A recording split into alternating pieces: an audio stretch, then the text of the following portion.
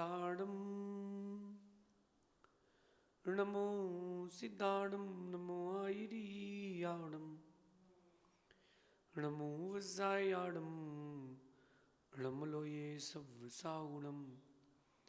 पंच परमेष्ठी भगवंतों की, गणाचार्य भगवान विराग सागर जी महामंडराज की, पट्टाचार्य भगवान गुरुवर विशुद्ध सागर जी महाराज की,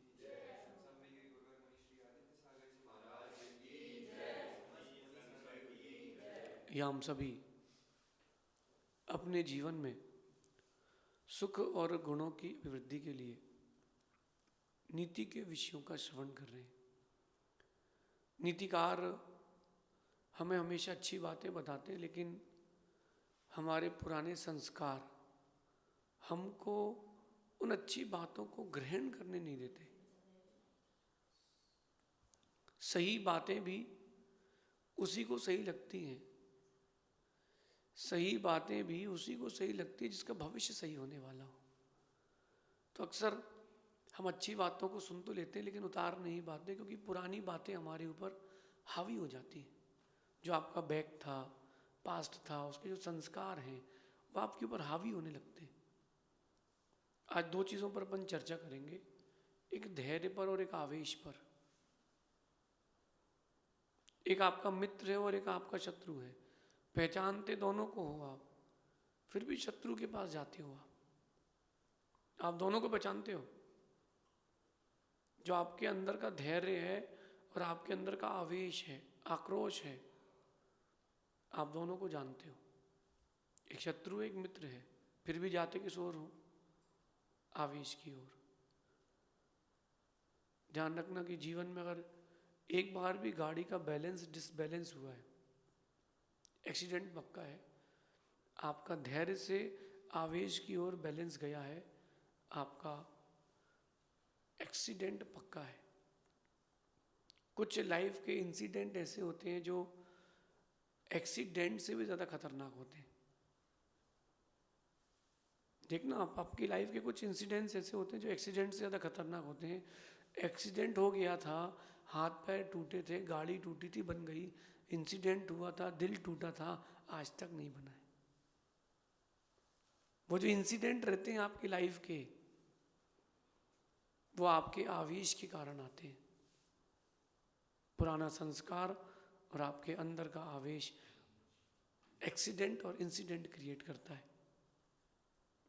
आप देखना, जब गाड़ी का कोई हाईवे में ओवरटेक करता है तो एक छोटा सा इंसिडेंट होता है, अंदर जोश आता है कि मैं ओवरटेक कर लूँगा, मैं निकाल लूँगा गाड़ी। और उसी इंसिडेंट के बाद, फिर उस इंसिडेंट के बाद जो एक्सीडेंट होता है उसको संभालना मुश्किल हो जाता है। लाइफ में एक्सीडेंट और इंसिडेंट्स दोनों से बचें। आज की नीति कह रही है कि अपने जीवन में हर पल करुणा रखें, धीरज रखें, आवेश ना रखें। आपके जीवन में प्रतिपल सो के उठो तो, सोने को जाओ तो, भोजन करो तो, व्यापार करो तो, स्टडीज करो तो, धार्मिक क्रियाएं करो तो, करुणा रखें, धीरज रखें, आवेश ना रखें। छोटी छोटी बातों पर आप इतना आवेशित हो जाते हो और आप अपने आप को भूल जाते हो। छोटी छोटी बातों पर, बड़ी बातों पर कुछ नहीं होता, बड़ी बातों को सहन कर लेते हो।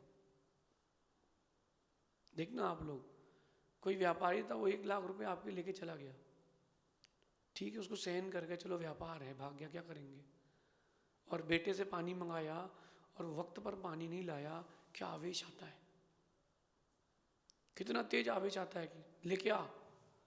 आपने अपने सर्वेंट से, नौकर से काम कहा, उसने नहीं किया, कितना तेज आवेश आता है। तेरे से कहा था ना लेके आना।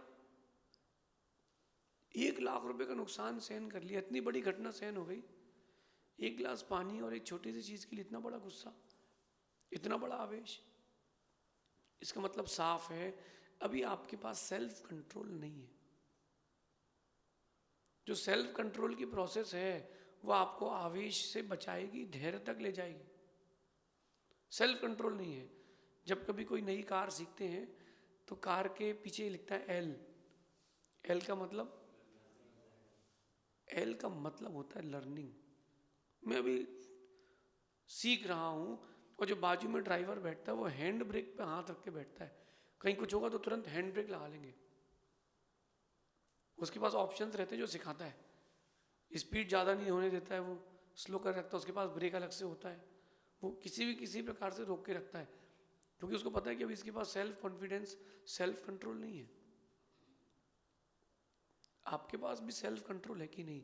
हैंड ब्रेक भी अपने पास रखो, जैसे ही आवेश आ रहा हो हैंड ब्रेक खींच के रखना, नहीं अभी शांत रहना है, अभी तुमको जवाब नहीं देना है, धैर्य रखना है, करुणा करना है। मेरा तो ये मानना है कि अगर किसी ने आपके साथ बुरा किया है और आपने उसके साथ अच्छा किया है तो आपसे अच्छा इंसान कोई नहीं है। किसी ने आपके साथ बुरा किया, आपने उसके साथ अच्छा किया, तो आपसे अच्छा इंसान कोई नहीं है। आपने जो अच्छा किया है, ये इंसिडेंट आपके लाइफ के लिए सबसे बड़ा इंसिडेंट है। अच्छा करेंगे तो अच्छा होगा। धैर्य करुणा रखना कितना जरूरी है, आवेश में नहीं रहना कितना जरूरी है। अगर एक बच्चे की छोटे से लेकर के बड़े तक की पूरी वीडियो और फिल्म उसको दिखाई जाए, 5 साल 4 साल की 3 साल की उम्र से लेकर के 20 साल तक की, उसको प्रतिदिन के एक मिनट का उसको वीडियो दिखाया जाए कि देख तूने अपने पिता से कब कब धैर्य खो के बात करी। छोटे थे, कोई जिद पूरी नहीं हुई तो माँ की साड़ी खींची, उसको मार दिया, बाल खींच दिया, होता कि नहीं? जिद पूरी नहीं हुई तो जमीन पर खिलौने की तरह लौटने लगे हैं, दीवार में सिर फोड़ रहे हैं। ये बात बच्चों को भी समझ में नहीं आएगी, जब वो बाप बनेंगे, पिता बनेंगे, तब समझ में आएगी। तो देखो वो आवेश माँ ने कितनी शांति से सहन किया। अब मेरा प्रश्न है, बड़े होने के बाद अगर माँ किसी चीज़ की बात रखती है और बेटा पूरा नहीं करता, माँ जिद कर जाए, तो बेटा कहता है माँ जिद क्यों कर रहे हो बुढ़ापे में? उसको पुराना वीडियो दिखाना, देख बेटा जब तू 4 साल का था तो तूने एक दिन में 400 प्रश्न किए थे। एक 4 साल का बेटा औसतन एक दिन में 400 प्रश्न करता है, क्योंकि उसके दिमाग को जानने की जिज्ञासा होती चीज़ों को कि ये क्या है, वो क्या है।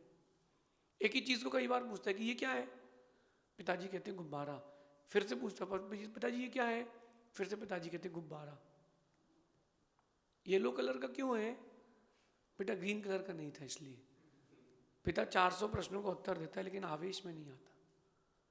और पिता ने एक छोटा सा प्रश्न पूछ लिया बच्चे से, 20 साल के बच्चे से, बेटा रात को 8 बजे कहाँ जा रहे हो?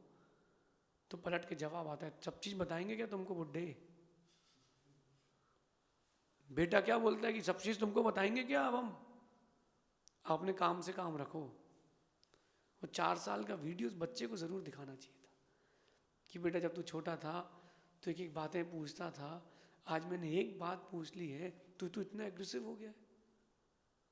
पुरानी चीज़ों को भी याद रखो, मैंने तेरे साथ कितना धैर्य का व्यवहार किया है, कितना करुणा का व्यवहार किया है। आज तू मेरे साथ ये व्यवहार कर रहा है, कल तेरे साथ भी ऐसे ही होगा। आज को संभालोगे तब जाके कल संभलेगा, और आज को नहीं संभाल पाए तो कल नहीं संभलेगा। आवेश में किए गए काम हमेशा गलत ही होते हैं। जहाँ आप एग्रेसिव हुए हो वहाँ काम बिगड़ेगा, जहाँ आप एग्रेसिव नहीं हुए हो वहाँ काम बनेगा। हर समय एग्रेसिव नहीं होना चाहिए। मैं भी कई बार एग्रेसिव होकर के प्रवचन देता हूँ, वहाँ ज़रूरत है तब एग्रेसिव होता हूँ, जहाँ ज़रूरत नहीं है वहाँ काम रहो। बीकॉम की डिग्री कई लोगों ने की है, मेरा कहना है कि बीकॉम इसकी डिग्री भी करें। आप जितना चिल्ड रहेंगे उतना अच्छा आपका व्यक्तित्व रहेगा। बीकॉम की डिग्री तो केवल फाइलों का वजन बढ़ाएगी, लेकिन बीकॉम शांत रहने की जो डिग्री है वो आपके व्यक्तित्व को ऊंचा उठाएगी। कठिन नहीं है, सरल है, सरल नहीं है, कठिन है। करना सरल है, मन बनाना कठिन है। ध्यान रखना, धैर्य और करुणा होगी आपको सभी चीजें हासिल होंगी। अगर आपके पास धैर्य है, पेशेंस है, करुणा है, दया है, काइंडनेस है, आपके पास जो चीजें नहीं है वो सब हासिल हो जाएंगी वक्त को लेकर के। और अगर आपके पास आवेश है तो जो चीजें हासिल की वो भी चली जाएंगी। 1 मिनट के लिए सोचना चाहिए पति को भी कि मेरे लिए एक व्यक्ति घर छोड़ के आया है, नहीं आया है। अगर सिस्टम थोड़ा डिफरेंट होता, शादी के बाद लड़के को लड़की वाले क्या रहना पड़ता जैसे लड़की रहती है, शायद बहुत कम लोग शादी करते हैं। मैं तो नहीं जाऊंगा अपना घर छोड़ के, मैं तो नहीं जाऊंगा अपना घर छोड़ के। लड़की वाले बोलते कि यहाँ पर आओ तो नहीं आते ना। तो एक बार उस लड़के को सोचना चाहिए कि मुझे अपने पार्टनर के साथ कितना लॉयल रहना है, कितना धैर्य से रहना है, कितना उसके प्रति प्रीति रखना है, आवेश में नहीं बोलना है। ये छोटी सी नीति आपके जीवन को बहुत बड़ा बनाएगी। धैर्य नहीं होगा तो जो चीज़ें हासिल की है ना वो भी चली जाएंगी। इज्जत बनाने में बहुत लंबा वक्त लगता है, इज्जत जाने में पलक झपकती चली जाती। रावण को देख लो, इतनी हजारों वर्षों की उम्र, इतना लंबा समय तक रावण ने 3 खंडों में राज किया, सोने की लंका बनाई, लेकिन पलक झपकते ही लंका राम की हो गई। एक सिर्फ लक्ष्मण ने चक्र छोड़ा और रावण की वहीं विराधना खत्म। जो त्रिखंडाधिपति था अब सब समाप्त, अब शरीर बचा है, सब खत्म। अगर धैर्य रखता रावण तो उसके साथ ये नहीं होता, आवेश नहीं रखता तो हो जाता। कई बार रावण के मन में ये आया, मैं जैन रामायण से कहता हूँ, कई बार रावण के मन में आया कि मैंने गलत किया है, मुझे सीधा हरण नहीं करना चाहिए था, वो तो मुझे चाहती नहीं है। युद्ध के एक दिन पहले रावण जाता है और कहता है कि मैंने बहुरूपिणी विद्या सिद्ध की है, और सीता से कहता है कि मैं आज तेरे पति को मौत के घाट उतारूंगा, 2 टुकड़े यहाँ भेजूंगा, उसका सिर यहाँ थाली में सजा के भेजूंगा। सीता को मूर्छा आ गई, उठ के कहती है कि जैसे वहाँ पति का प्राण निकलेगा वैसे यहाँ मेरे प्राण निकल जाएंगे, सीता तुमको जीवित तो नहीं मिलेगी, मैं तुम जैसे पुरुष के साथ कभी रहना पसंद नहीं करूंगी। रावण के बाद चुप गई। रावण महल में आके सोचता है कि अब सीता बोलेगी तो भी मैं उसको नहीं चाहूंगा, तो मैं क्या करूंगा, अब तो मैं एक ही काम करूंगा, सीता राम को वापस कर दूंगा। लेकिन अंदर का ईगो, अंदर का आवेश कहता है कि नहीं नहीं, अभी नहीं, जीत के वापस करना। वो जो आवेश आता है, एग्रेसिवनेस आता है, वो जो आपका एटीट्यूड डिफरेंट हो जाता है, वहीं से प्रॉब्लमेटिक लाइफ चालू होती है। कितना शांत रहने में कितना लाभ है आप बताओ। शांत रहने में बहुत प्रॉफिट है मेरे भाई, उखड़ने में नुकसान ज़्यादा है। अपने अंदर करुणा रखें, धैर्य रखें, आवेश नहीं। बादलों के बरसने से फूल खिलते हैं, गरजने से नहीं। कुछ लोगों की आदत रहती छोटी छोटी बातों पर एकदम एग्रेसिव, पारा 37 से 108, पता नहीं चलता इसकी गाड़ी की रेस कैसी हो जाती है, 0 से 200 डायरेक्ट ठंड। उनसे कहना भैया आवेश से कुछ नहीं होता, धैर्य से करुणा से काम बनता है, धीरज से काम बनता है, शांत रहने से काम बनता है, आवेश से काम तो बिगड़ता है। देखो ना, बादलों के बरसने से फूल खिलते हैं, बादलों के बरसने से फसल आती है, गरजने से कुछ नहीं होता। कुछ लोग होते गरजते हैं, जो शेर दहाड़ते हैं वो शिकार नहीं करते, जो शिकार करते हैं वो दहाड़ते नहीं है। शिकार की चीख बताती है कि शिकार हो चुका है, और शिकार करने के बाद भी शेर दहाड़ता नहीं है, वो अपने काम में रहता है, क्योंकि उसको पता है कि आवेश में किया गया काम नुकसान दिलाता है। धैर्य से बहुत लाभ हैं, आवेश से बहुत हानि है। जो लोग आप लोग एग्रेसिव होते हो ना, एक्सेसिव, जहाँ नहीं होना वहाँ एग्रेसिव होते हो, तब क्या होता है, आपके अपने पराये हो जाते हैं। साथ छोड़ के जाए ना जाए, दिल से तो उतर जाते हो आप। और जब व्यक्ति दिल से उतर जाता है तो उसके साथ जो अपन ने अच्छा किया उसका दुख याद आता है। तो आवेश जब आपको आता है तो आपको दुख भी आता है, संक्लिष्टता भी आती है कि यार मैंने गलत किया। 100 में से 100 लोग जो आवेश में रहते हैं, क्रोध करते हैं, उनको क्रोध के बाद मालूम चलता है कि मैं गलत हूँ। कुछ लोग ईगोइस्टिक रहते हैं, अपने ईगो के लिए पूरा जान दे देते हैं, वो रावण की तरह होते हैं। लेकिन उसके बाद उनको एक बार रियलाइज जरूर होता है कि अपन गलत हैं। कहते उसको भी नहीं है वो, क्योंकि एग्रेसिवनेस गया नहीं है, ईगोइस्टिक पॉइंट गया नहीं है, फिर भी अंदर बात तो रह जाती है कि यार ये मैं गलत तो हूँ। चोर को भी पता है कि मैं चोरी करता हूँ। आपका जो माइंड है, आपके माइंड को पता है कि आप झूठ बोल रहे हो कि सच। नहीं पता क्या?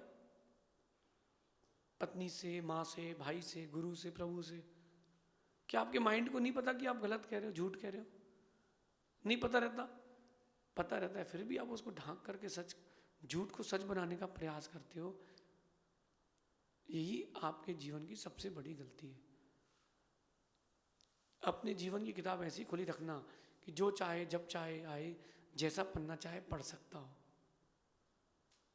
तब आपका व्यक्तित्व अच्छा बनेगा। पर्सनालिटी डेवलपमेंट ऐसी ही नहीं होती। आपको पर्सनालिटी डेवलपमेंट के लिए कुछ चीज़ें हटाना पड़ेंगी लाइफ से। अभी गर्मी का मौसम आएगा तो ये जैकेट्स वापस रखे रहोगे बाहर, वापस अंदर चली जाती है। हर साल हर कोई स्वेटर नहीं खरीदता, हर साल हर कोई जैकेट नहीं खरीदता। क्यों? बोले पिछले साल की निकाल ले रहे, क्या दिक्कत है? 2 महीने तो पहनना है। देखो आपने मौसम के हिसाब से खुद को बदला कि नहीं? ऐसी परिस्थितियों के आने पर, विपरीत परिस्थितियों आने पर भी बदलो। धैर्य जाने ना पाए, आवेश आने ना पाए। अभी ठंडी का मौसम है, जहाँ मैं रुकता हूँ वहाँ खिड़की पैक करते हो, गेट में एक पर्दा लगाते हो कि अंदर गर्मी रहे, ठंडी ना आ जाए, हाथ गर्म करके मुझे टच करते हो। चेंज आ गया ना? क्यों? हवा ना आ जाए अंदर। अब जैसी गर्मी का मौसम आएगा तो सब हटा दिए जाएंगे, दीवारें खिड़कियाँ खोल दी जाएंगी। क्यों? ताकि हवा आ जाए। आप मौके को समझना सीखें। ठंडी में गर्मी की ज़रूरत है और गर्मी में ठंडी की। जीवन में धैर्य की ज़रूरत है, आवेश की ज़रूरत नहीं है, करुणा की ज़रूरत है, एग्रेसिवनेस की ज़रूरत नहीं है। जीवन का मौसम अच्छा है, उस अच्छे मौसम को अच्छा बना के रखने के लिए धैर्य रखें। धैर्य से बहुत लाभ है। मेरा मानना है, मैं आपको अपना पर्सनल एक्सपीरियंस कहता हूँ, जिसने धैर्य रखा है उसका वक्त नहीं, उसका दौर आएगा। शत्रु भी उसको अपना मानेगा। जिसने धैर्य रखा है उसका वक्त भी दौर में बदल जाएगा। जिसने आवेश रखा है उसका दौर भी वक्त में बदल जाएगा। इसके साथ बहुत सारी बातें हैं। अगर आप धैर्य रखते हो, आपकी गट्स बढ़ते हैं। आप धैर्य रखते हो, आपके अंदर गंभीरता बढ़ती है। आप धैर्य रखते हो, आपका फ्यूचर अच्छा होता है। आप धैर्य रखते हो, आपका पुण्य बढ़ता है। अगर आप धैर्य रखते हो, ये सब चीज़ें मिलेंगी। आप अगर आवेश रखते हो, ये सब चीज़ें चली जाएंगी। जब भी मन में आक्रोश आए तो एक ही बात सोचना, अपने अंदर करुणा धारण करना है, आवेश नहीं। अपने अंदर धैर्य धारण करना है, आवेश नहीं। बादलों के बरसने से फूल खिलते हैं, गरजने से नहीं। जो गरजना है वो तुम्हारी गुडविल को, तुम्हारे व्यक्तित्व को गिराने वाला है। आप सभी धैर्य और आवेश, इन दोनों का बैलेंस बना के रखें। जब आपको एग्रेसिव होना हो तब होना, जब आपको शांत रहना हो ज़रूर रहना। धर्म की बात आए, आन बान शान लगा देना, तन मन धन लगा देना। जब लग रहा है कि बात बिगड़ रही है तो शांत हो जाना। आप सभी इस आवेश को हटाने वाली नीति को समझें। शेष आगे देखेंगे। भगवान महावीर स्वामी की